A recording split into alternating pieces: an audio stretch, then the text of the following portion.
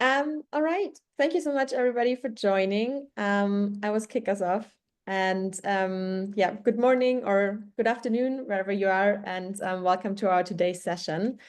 So thank you for tuning in to our very first episode of HR2go.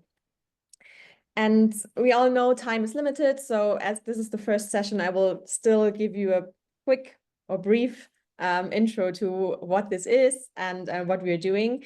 So yeah, each conversation we're having in the next few weeks is designed to deliver valuable and quickly helping you and deliver value and to build knowledge and confidence how you can address challenges heads on. So today we're diving into a topic that came up in many recent conversations we had with our partners, our network, and it's about supporting first-time managers. Also, our report reveals that 47% of nonprofits we surveyed prioritized the improvement of management and leadership skills, and especially for internally promoted staff, the switch or the shift from a high-performing individual contributor to an effective coach and leader can be challenging at first. So if you have any questions you want to address, please share them with us. In Slido, you can use the QR code, but I also will quickly share the link in the chat. You can use the Zoom chat as well. I'll do my best to manage everything, and or you just raise your hands and add any experience you have, or feel free to unmute yourself and ask a question. If we can't address anything or everything here because time is limited, we are also happy to follow up via email. And yeah, but that's also welcoming today's guest. That's Doro from our exceptional people partner team at Personio. So with over decades of experience guiding leaders through this very journey, joins me today. So thank you, Doro. I'm happy that you're here. And she will share with us her firsthand knowledge of how people and culture teams can empower first-time leaders and first-time managers to make the leap from player to coach and really from executing to enabling. So yeah, with no further ado, I'll would stop share my screen. I hope everybody has the link for the questions or just use the Zoom chat. And yeah, with that, Doro, I would would love to hear more about you and that you quickly can introduce yourself. Yes, thank you. Thank you also for having me. Super exciting to be the first guest in this new episode. So hi everyone, I'm Doro. I'm part of the People Business Partner team at Personio. I'm working for Personio now since almost 3 years and leading the People Business Partner team for our go-to-market team. So what does it mean? It's basically our marketing function with roughly 70 people, and then our revenue and success team, which includes also our sales team, our account management team, customer success management team with roughly 500 people. And of course, also with this amount of employees, we have a lot of leaders and also a lot of first-time leaders who are brand new in this challenging role leading teams, and it's super yeah, it's great to be able to support them on a daily basis.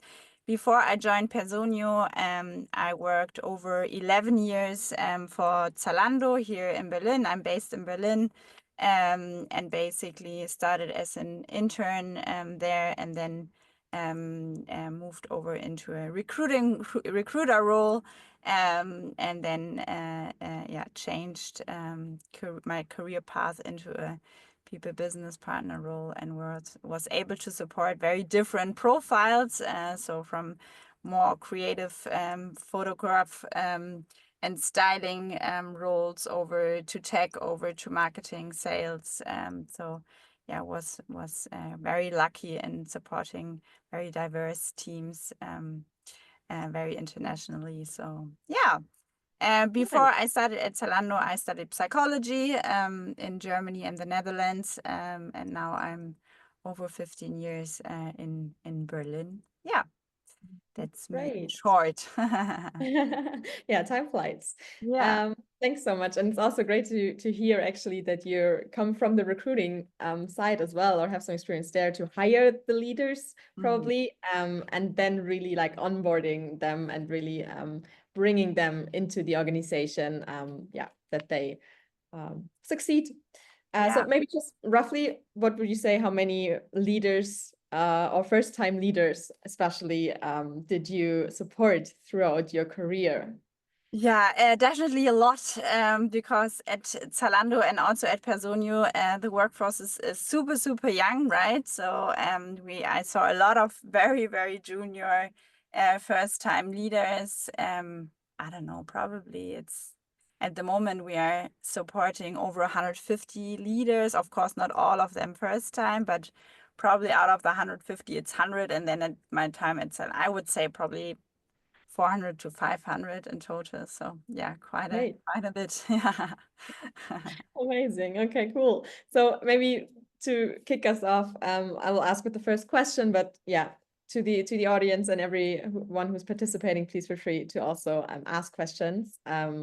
So I would say when a And leader also please steps, add yeah, your best practice and your it shouldn't be only about me, but everyone yeah, feel free to add everyone invited. comment. Definitely. Cool. So, yeah, when a new leader really steps into their role, so the first interactions, yeah, can set the tone for their journey, I think, and the trust they build with their teams, especially.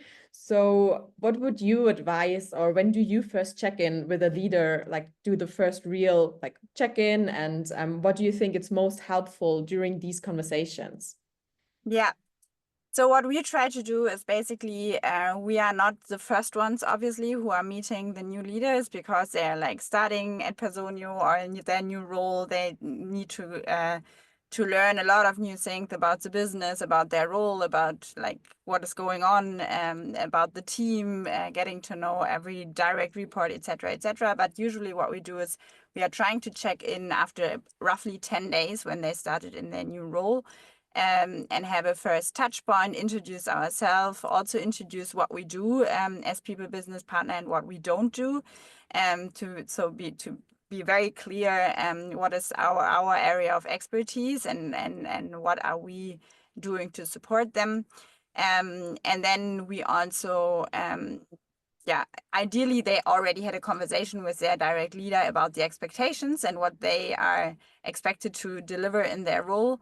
And then it's in the first sessions, it's all about building trust, right? So we are the ones ideally, of course, also their direct lead, but if they have challenges in their role, if they have conflicts in their team, if they have also, yeah, problems on the day-to-day business, that they can come to someone in a very safe space and share what are the challenges, how do they plan to tackle them, so that we are there to provide support, to also share different perspectives.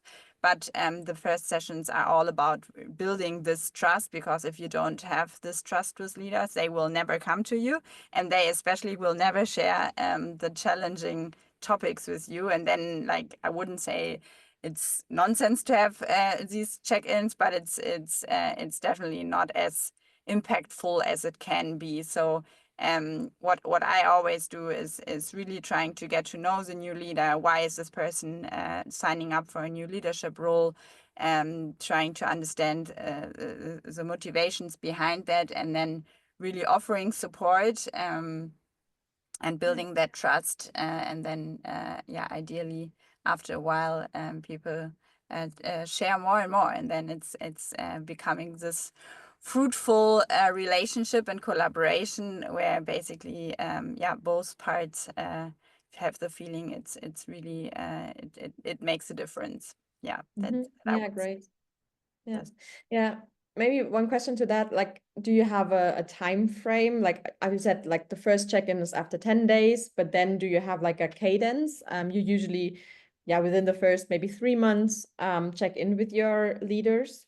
Yeah, so in the beginning, what I try is like the second or third touch point to be it a little bit more informal. So I like to go out with my new leaders for lunch, or I go for a walk to like not have this office environment all the time, which helps. And then usually, given how many leaders we have bi-weekly check-ins, so 30 minutes bi-weekly, which usually works quite good. We also have leaders who basically we are seeing like on a weekly basis because they have, for example, a brand new team, and it's a lot going on. So then we also make time to check in on a weekly basis, but bi-weekly, I would say, from my point of view, works pretty well. Yeah. Right. And do you have an agenda, like what's typically on like these bi-weekly check-ins, which is like, of course, they can come with challenges, but are you also asking them to prepare for that meeting? Yes, 100%. So, and I make that very clear from the very beginning. And I also tell them, listen, if you don't have something on the agenda, feel free to let me know, and we cancel. That's not a problem at all. Usually, also in the beginning, I set a little bit the tone, what I also would see as beneficial. To have that meetings. We are doing check-ins about the team performance. We are check-ins about certain metrics, for example, in sales, very obviously quota attainment, but also we check like certain HR KPIs, for example, attrition data, sickness data, absence data in general. So pulse survey results, for example, we are running pulse surveys twice per year to see how the teams are feeling and what are the biggest challenges at the moment. So these are, and then also conflicts in the teams. We have, like, for example, if people are not performing, why do they not perform? What can we do in order to support them? Do we need to put people on a back on track plan, for example? So these are basically the standing agenda points. And then I also ask them to bring very concrete examples, right? So to really say, okay, I have a problem with Max because X, Y, that, and then we are going through this individual and discuss what we want to do, and often we are also doing role plays because especially for first time year, and nobody likes it, right? So that's very clear. Everybody is shying away from it, which I completely understand. It's a bit awkward, but it really helps. So it really, especially if we are going, for example, into a disciplinary conversation, or, for example, in a back on track plan, and if you have never done it before, then it can feel, okay, I now need to tell someone who is probably the same age as I am that the person is not performing, and then it really helps to do a role play up front and give feedback. Yeah. So you're gonna be the like employee then and play that, or is it also reversed sometimes that basically the leader can also like shadow how you would approach it, or how maybe also some shadowing with anybody else? Yeah, we are also trying to set them up with either with peers. So we try to bring them together as peers and share also their challenges and support each other. But we also try to yeah, we have a mentorship program established where people can then also shadow difficult conversations, for example, or check in with more senior leads how they are approaching it, which Cool. is also pretty helpful for them to see, okay, Yeah, other yeah, people are definitely. doing it. Yeah. Yeah.